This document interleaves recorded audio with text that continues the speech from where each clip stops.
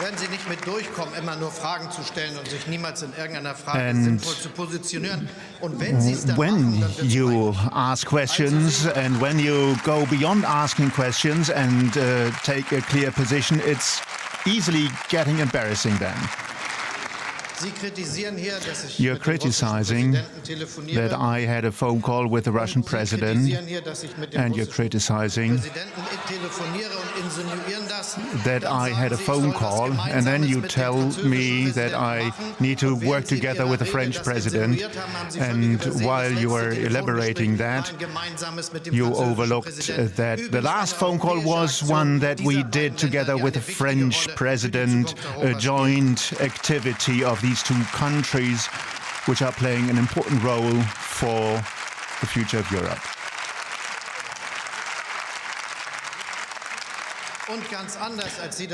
And in contrast to what you presented, the other European countries are very happy about the fact that we're doing what we're doing. They're happy that we exchange our information, our knowledge, that we talk about what we want to do together. And then there was another concrete proposal from your side, which is worth taking a look at. Your proposal that you submitted to German Parliament is that we would increase the taxes for almost all citizens over a solidarity surcharge so that we could pay for the upgrade of the Bundeswehr. That's a strange idea, isn't it?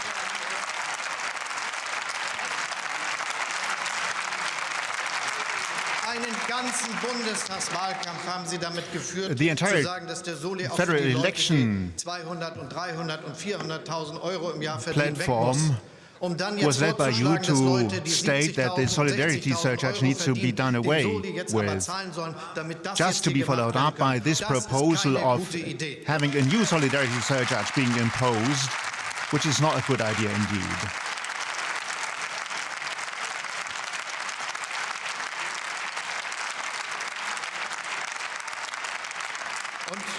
I'm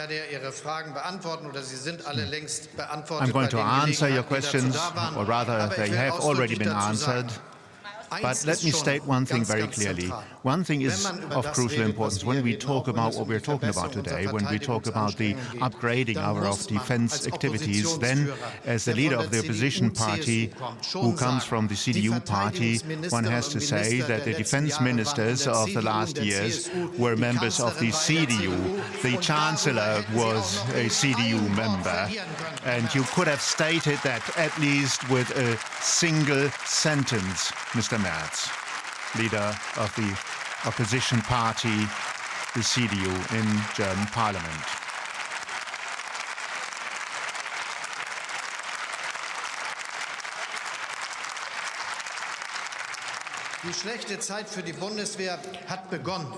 The bad times for the Bundeswehr started when a federal minister, Gutenberg, decided to do a lot of things differently, to do away with mandatory conscription and to follow an austerity policy for the armed forces, which is what we're still suffering from.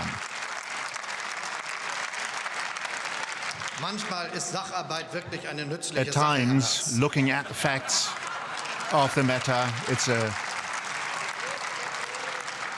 worthy effort.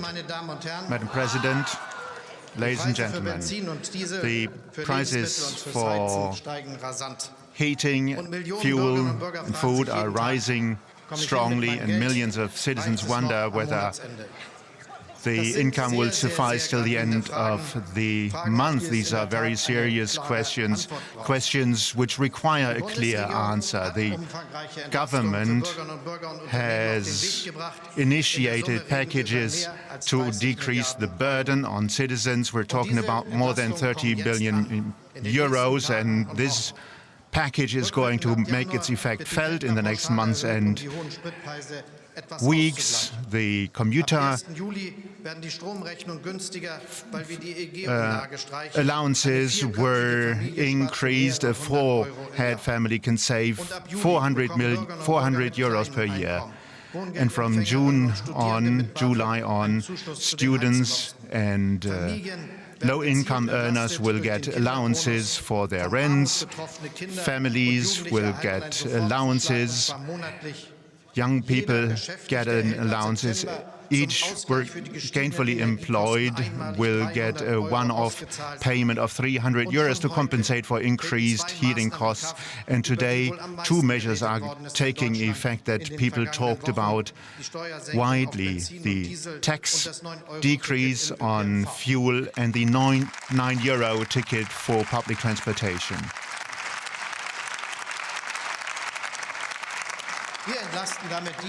We're easing the burden of those who have to use their car on a daily basis and to use public transportation on a daily basis, and maybe we can win over some people to make use of public transportation more strongly in the future than in the past. And the demand for this 9 euro ticket is very strong, which shows that the measures take effect. They are efficient and effective, and this is something that the German Parliament has decided to launch as an initiative.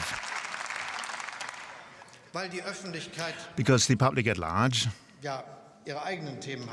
has its own topics to talk about, to discuss. It probably hasn't been noticed, but once the money has been paid out, the citizens will see that this money is coming, and that's what they are doing. The pensioners also are benefiting from the burden easing packages, and from July on, pensions will increase by 6.1%, 5.3% in the West and less in the East. For 3 million pensioners, we have initiated higher pensions, and we're going to keep the pension level at 48% so that it wouldn't be surpassed from 2028 on. This is an important achievement of this government.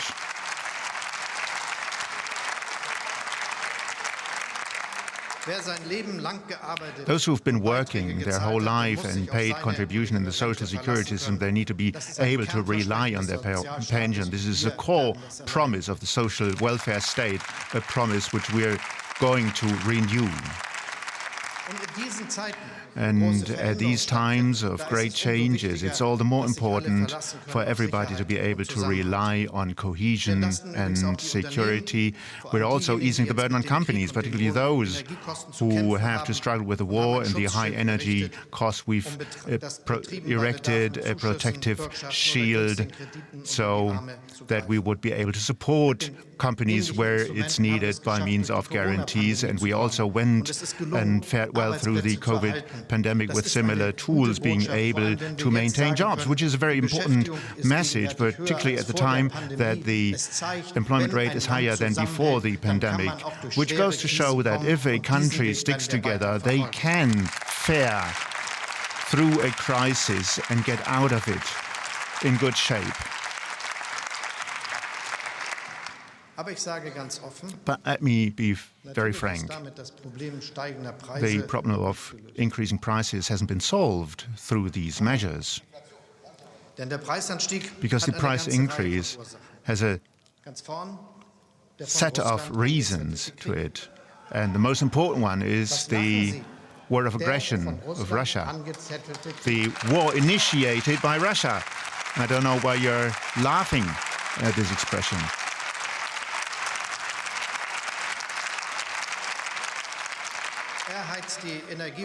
This is what fuels the prices for gas and oil. The supply chains are disturbed, particularly in Asia, as a result of the pandemic. Just imagine the idea of the large number of ships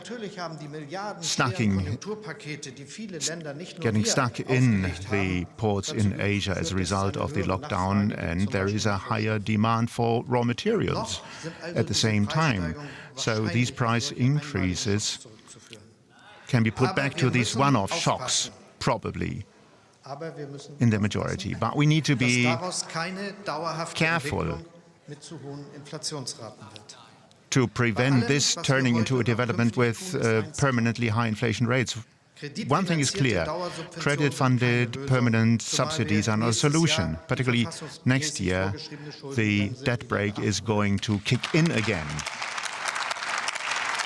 called for by our Constitution. So our objective needs to be to decrease the inflationary pressure in a sustainable manner. At the same time, we're going to take a look at the financial situation of pensioners, of allowance recipients, benefit recipients, and workers and employees also wonder what they are able to afford. The industrial partners in the chemical industries have come to an interesting agreement. Increased prices should be compensated through a one-off payment. In the steel industry, they're discussing a similar measure. In other areas, one-off payments have played a role too. And the good idea behind this agreement is that employees and workers should get leeway without overstretching employers and without fueling the inflationary spiral, and therefore, together with all those who are responsible in government, took the decision to take an unusual step.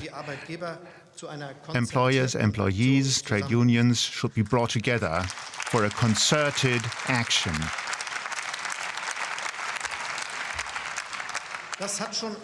This has worked in the past already, where we stood together, the state, employers, employees, trade unions, in order to tackle an important challenge. And I believe it's right if instruments of cooperation and cohesion between employers, employees, trade unions, employers associations, municipalities, of all other institutions, if all these instruments helped in a difficult situation, they can help again where we stand together and find out together how we want to deal with this price development. I'm willing to do so.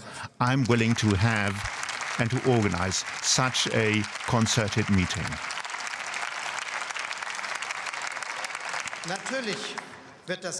Of course, it's not going to be an activity where we hold lofty speeches. Everybody will have to contribute, the social partners, industrial partners, employers, of course, because they bear a lot of responsibility for the financial power of their employees being large enough, the state and association. And therefore, it's all the more important for us to do it together. We need a mutual effort in an extraordinary situation. We're willing to do so. We want to initiate a concerted action against the price increases that we are observing. This is not a collective bargaining round. That's what the industrial partners are doing. But it's about talking to each other. And I know that the talks with the employers associations, employees associations, trade unions, that they welcome exactly this initiative if we do this. The corona pandemic has brought home to us how important social cohesion is, and I'd like this cohesion to be maintained. The current infection situation gives us room to maneuver. We're going to use that in order to prepare our health system for what's coming up in fall and winter, and we're going to position our health system in a way that it's fit for the future. This includes a reliable funding for the statutory health insurance system. This is what patients and those who work in the health industry, what they can rely on. And health professionals have done so much for our country over the last 2 years. We're not going to forget them. We're going to continue supporting them.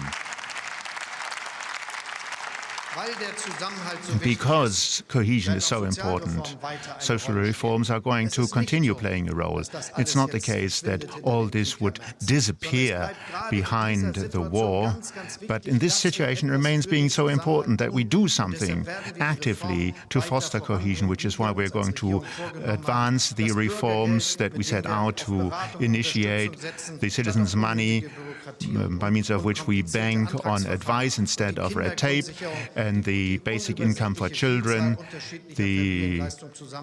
which brings together the various types of allowances that there are for families. All these reforms will continue to be advanced. children and adolescents living in poverty is not acceptable in a country as rich as Germany. This is a principle which is at the core of the government's work. And of course, this also includes that we start acting now and implement what we set out to do last year, namely that those with the lowest income would get a better wage. The minimum wage from October will increase to 12 euros per hour. It had been a long battle, and this is going to be implemented. The pledge will be fulfilled.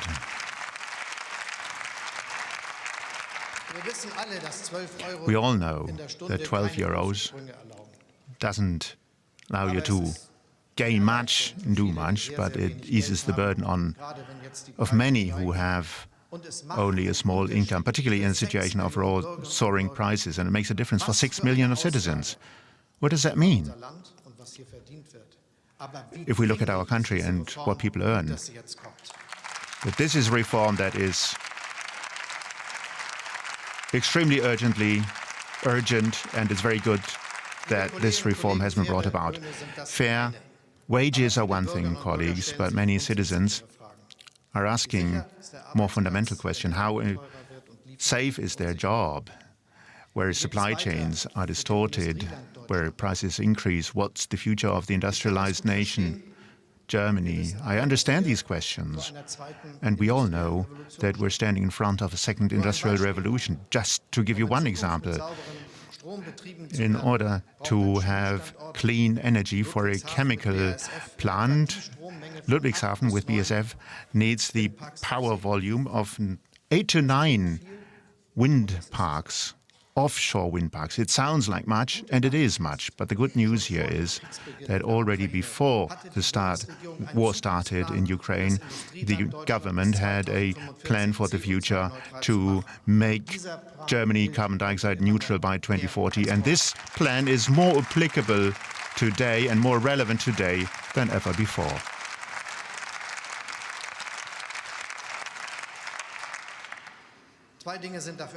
And two factors are decisive. Security of supply. Energy needs to be available at all times, 24/7, every day of the year. The government has made important progress in this field in order to become independent of Russian oil and gas.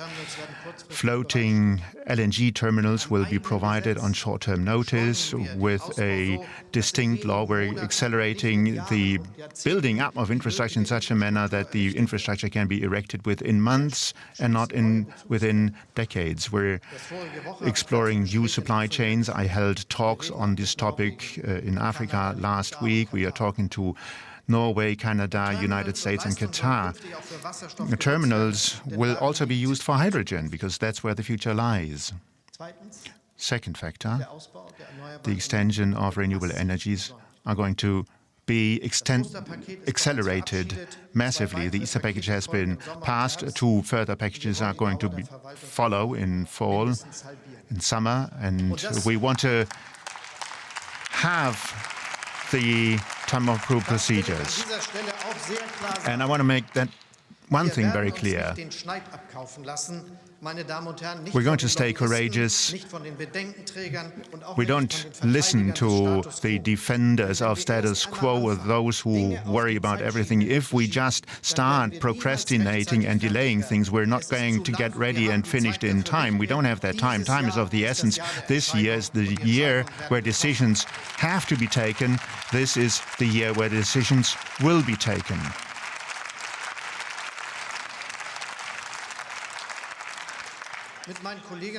I talked to my colleagues from the Netherlands, Denmark, Belgium, and President of the European Commission, von der Leyen. We set the course to turn the North Sea into a huge wind energy power plant. We want to do the same for the Baltic Sea. And the Commission also made its contribution with the package Repower EU, which is going to contribute to many things moving faster, alongside many questions that would be discussed by many people. One thing is of the essence. New options for acceleration will be provided in order to streamline procedures so that we can advance things faster and better. This is what we also discussed during the special meeting of the European Council. It remains being a goal for Europe, what is applicable to us. We want to achieve energy independence as fast as possible.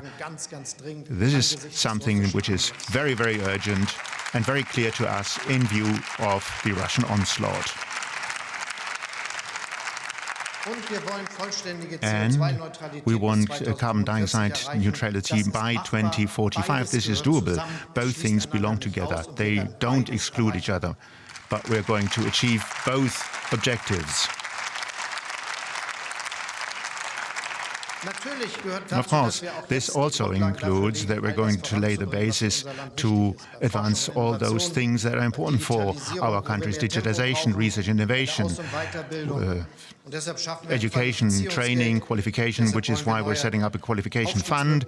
We're going to promote new ways to rise, to develop careers. We're going to extend the daycare centers in schools. The reform of student allowances is underway, and many other measures are on our agenda.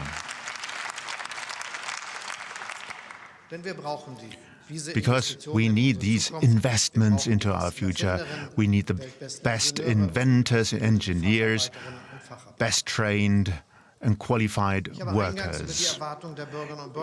At the beginning, I talked about the expectations and concerns and worries of our citizens that we put at the center of our policies, and the most important concern is the horrible war in Ukraine, the war that Russia started against Ukraine, and we all hurt by the victims, by seeing the victims of this horrible war, which almost lasted 100 days, and each day brings new victims, each day destroys more villages, towns and cities by Russian artillery and bombs. And that is why it's so important that we agree on what we want to achieve. Putin must not and will not win this war.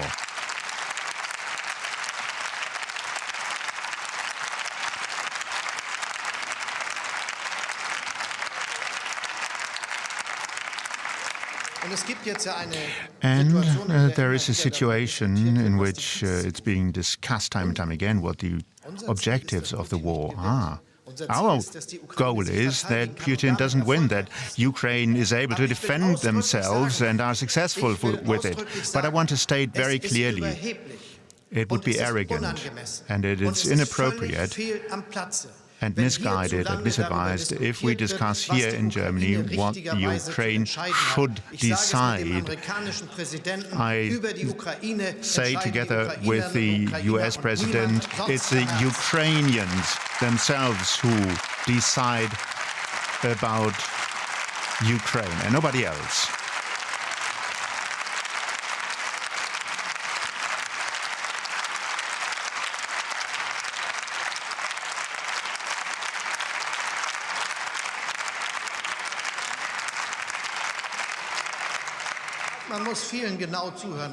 You have to listen carefully to what people are saying, and I hear a lot of things that I don't like, and I also am hearing a lot of things being discussed in other countries.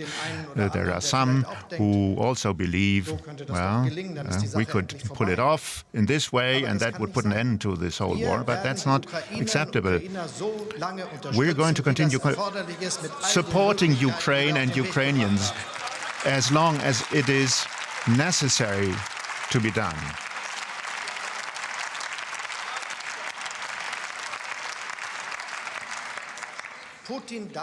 Putin must not achieve his goals.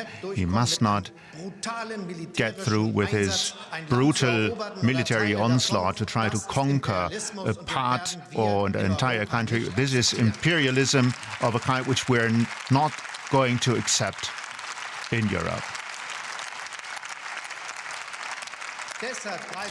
And this is why our far-reaching sanctions are kicking in. These are the most far-reaching sanctions that have been imposed against such a large country worldwide. These are very effective sanctions. This has to be added. And these are sanctions with which Putin never reckoned, because these are sanctions that are the result of cohesion, of unity, which is why they are so effective. And we need to maintain this unity.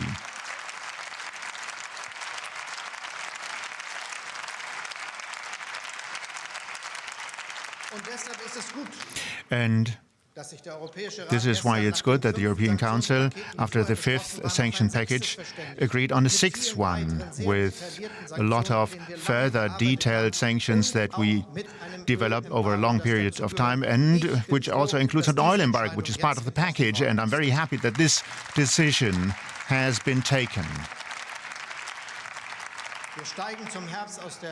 By fall, we're going to get out of the importing of Russian coal, and for Germany, it's applicable instead of the exemption of the pipeline.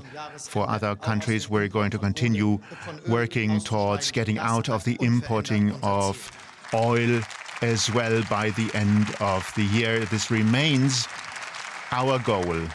It has not changed.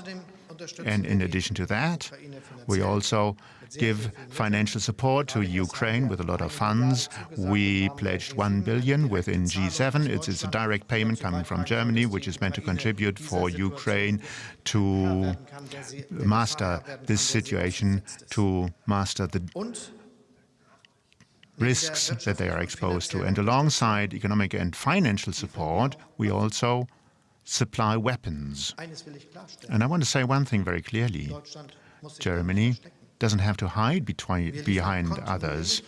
We're continuously, and we have been continuously supplying weapons from the beginning of the war on. And immediately after the beginning of the war, we took this decision, turning a long-term practice of Germany around. It was a bold and, at the same time, the right decision that was taken by this government. And because you ask so many questions, Mr. Merz, let me tell you again, this is a government, or it was a government under CDU leadership which followed this practice. I don't want to criticize it, but to pretend as if that had not been a far-reaching step for us to change this practice is not reasonable.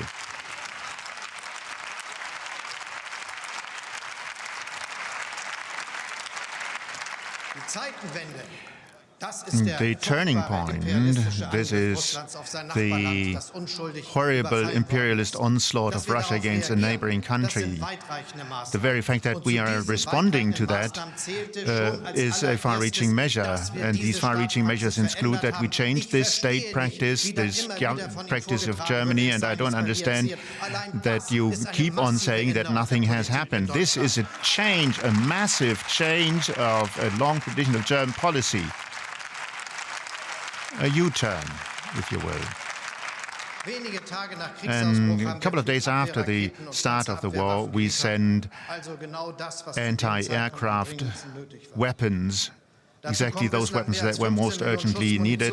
15 million rounds of ammunition, 5,000 anti-tank mines, explosives, machine guns, loads of other relevant goods for mobility, communication and supply, and care for those that were injured. Together with Denmark, we sent 54 troop transport vehicles, armed ones, and over a ring exchange with the Czech Republic, Ukraine gets equipment, T-72 battle tanks that they are accustomed to, and we will provide replacement for these tanks to the Czech Republic. And only yesterday I talked to the Greek Prime Minister Mitsotakis, agreeing on Greece providing armored vehicles from Eastern German or from Soviet production. And we are going to replenish their stocks. This should not be forgotten. This should not be brushed aside. And part of our support is that 168 heavily injured Ukrainian soldiers were flown out by the armed forces and treated in German hospitals.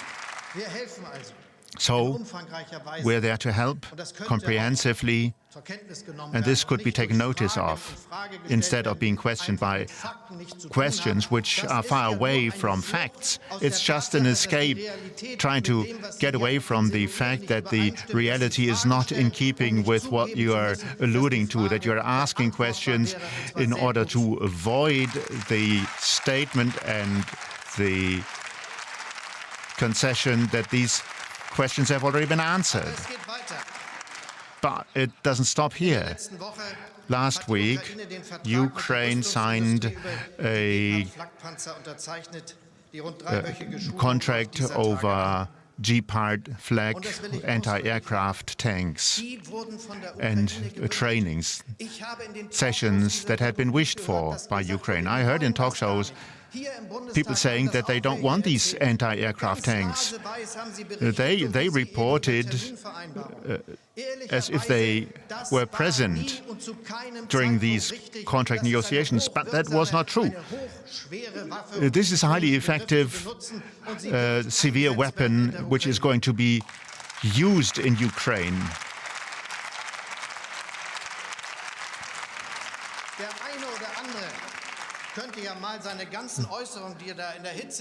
Well, all those statements that were said in the heat of the battle should be reviewed, because not all of them are matching reality. We have the 59,000 rounds of ammunition, which is enough for 1,200 battle scenarios. And I read some saying that this is an artillery weapon which is not used to fight UAVs or airplanes. They're just used to fire somewhere into the landscape, which was not correct. And still, people were allowed to spread these rumors. Where are we living? What kind of sense does it all make?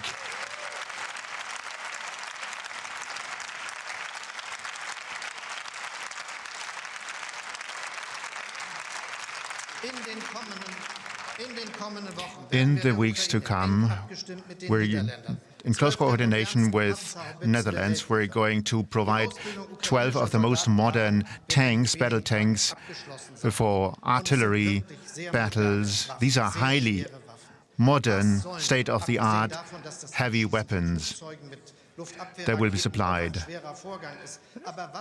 But what other weapons should be a heavy weapons as if not a Gepard anti-tank, anti-aircraft tank, or the battle tanks that we're going to supply together with Netherlands?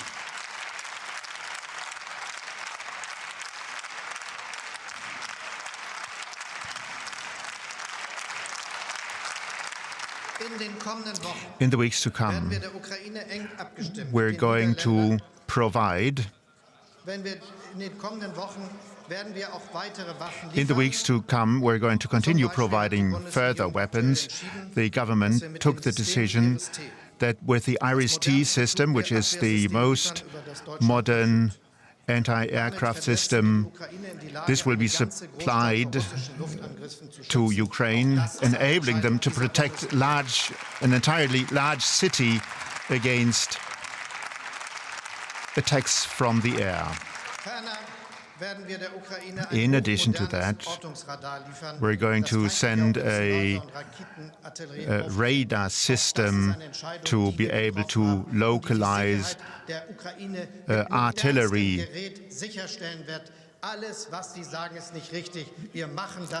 in the field. So we do whatever is possible in a highly precise and thorough manner. President Biden made a very important and well thought through contribution in the New York Times about the support being provided by the United States and its allies. And the United States act in a very coordinated, well-coordinated manner with their allies. It's an extraordinary quality of our transatlantic relationship. We are closely coordinated and aligned with each other. We discuss things very carefully and act together. And in view of the battles in the east of Ukraine, President Biden stated that they want to go beyond what has been supplied so far. They want to make use of the opportunity to provide multiple launch rocket systems, he said. He's not going to send weapons with which Ukraine would be able to shoot rockets, launch rockets into Russia. But they are going to send these multiple launch rocket systems to Ukraine. That's what they are going to do. And we will contribute whatever we can in technical terms. This is part of our decision.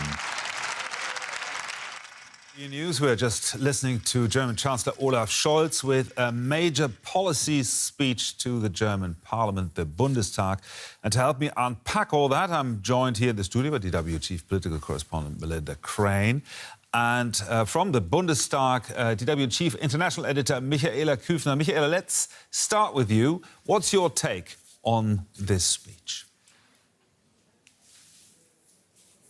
Well, we actually have to remind ourselves that this was supposed to be about the budget, but we just dipped out of this as Olaf Scholz was defending himself against the opposition leader Friedrich Merz, accusing Germany, as it has been actually criticized internationally, for dragging its heels, not delivering heavy weapons fast enough. And Olaf Scholz going through the list there, citing the US President Joe Biden, who has made a point recently stating that he will not provide any weapons to Ukraine, any rockets that could be launched into Russia. So clearly a red line being drawn by Western allies there in how far they are willing to go, not to provoke Russia, but at the same time ensuring that Ukraine can defend itself.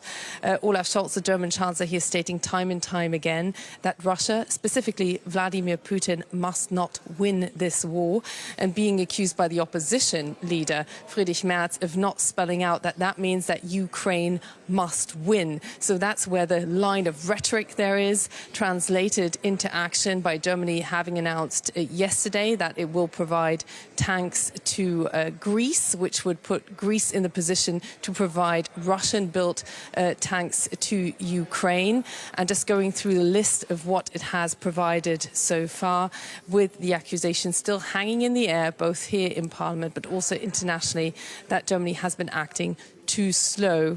Olaf Scholz insisting that it won't go ahead and walk out of line with Western allies. Melinda, when this war began, Olaf Scholz spoke about, promised a Zeitenwende in Germany, a historic turning point. After today's speech, did it sound like that?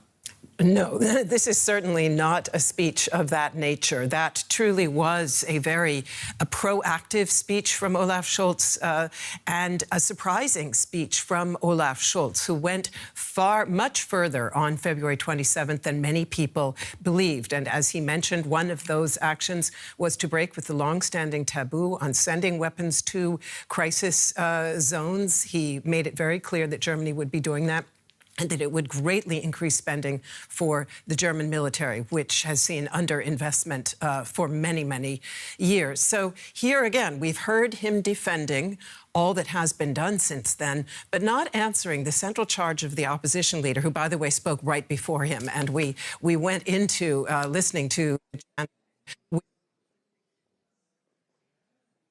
very strong criticism that he had heard from opposition leader Friedrich Merz, who said, among other things, we passed a resolution here in the Bundestag more than a month ago on April 28th saying that we will provide support, heavy weapons to Ukraine, and we have not acted on that. And that's why you heard essentially a very defensive Olaf Scholz here listing a whole range of systems that he says have been provided, but not speaking to some of the most crucial systems that many people believe Germany could provide, but has not, namely battle tanks, Marder tanks, as they're known.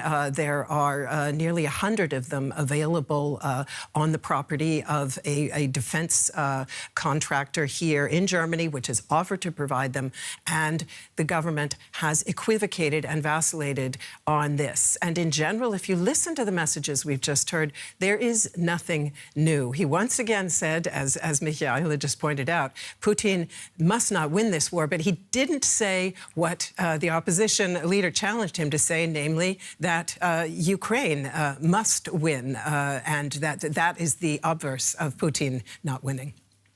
DW Chief Political Correspondent Melinda Crane here in the studio, and our Chief International Editor Michaela Küfner at the German Bundestag. Thank you both very much.